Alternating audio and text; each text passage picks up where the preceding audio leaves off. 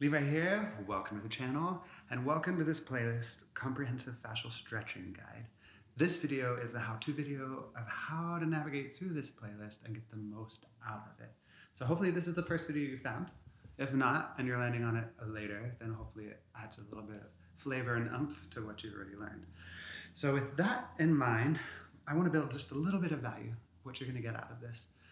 In my past as a gymnast and as a personal trainer, as a body worker, I am taught to have people stretch bilaterally.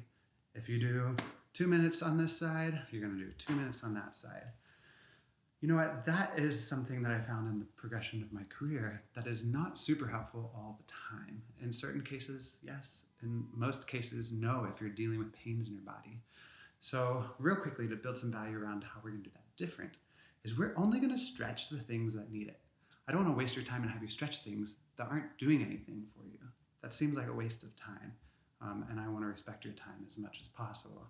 So to visualize that, let's say that you have one shoulder that's low, one shoulder that's high, and that's in a lot of ways related to the lats. This lat is shortened and pulling it down, which overstretches this lat and keeps it lengthened. Now, if we were going to do the old way of thinking how to stretch things, we're going to do it both sides. If I stretch this lat and I get it to ease up and get pressure off that shoulder and I've balanced out my shoulders, woohoo! But then I go and I stretch the other lat that was already overstretched, I just bring that disbalance, disorganization back into my shoulders. And that seems like a real waste of effort and energy.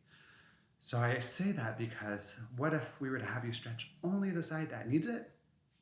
Possibly teach you how to engage the other side so that you are setting that tone to stay level and balanced. That's what we're going to do in this guide. I'm going to teach you how to know what's going to be worth your efforts and time. The other piece, other than realizing the stretch is different, is that we're going to add an assessment. Assessment is kind of unusual to teach someone to do in this kind of program. For a professional, assessment is pretty par for the course for me, although when I was trained early on, I'm taught I give you an assessment when you're a new client, I kind of build some value, maybe a couple months down the road, we'll reassess to see where you've come. There's a much better way to do that.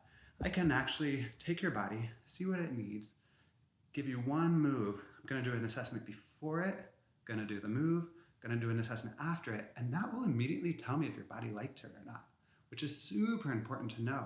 Because if I'm not testing each thing, each piece that I'm giving you to see if your body likes it, I'm just kind of sending you home hopefully thinking that it's going to change you versus actually showing you like, oh yeah, this worked, take this home, maximize on it. Give it your efforts because it's going to make a beneficial change as you've seen. If I send you home without that, you're not motivated to do it, right? Because you don't know if it's actually doing anything. So with that in mind, the assessment piece, if you're using this program to rehabilitate parts of your body and work through pains, then feel free to take the assessment piece I put in the videos and not only do it before, but to also do it after you do the movement to see if it's made that change. The hope is it will change it even slightly enough that you'll see and know, whoa, this is working, which is encouraging enough to make you want to do it again, which is what I'm hoping happens. If you're someone who's already worked through this, you're familiar with listening to your body, you're feeling good ranges of motion, then just do the assessment piece before. You know what it needs, you know that it works. You don't have to add the extra time to assess again after, unless you just want to.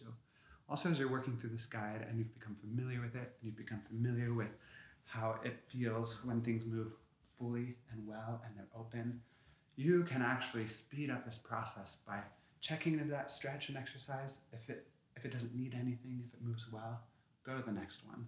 That's another way to save your time. But if you get into it, you're still disconnected from it, you don't know, take that time to get familiar with that stretch. So that's the explanation, that's the how-to.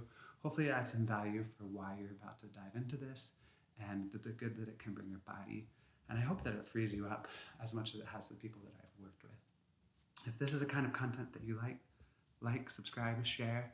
We're happy to have you here, and we'll see you in the next video.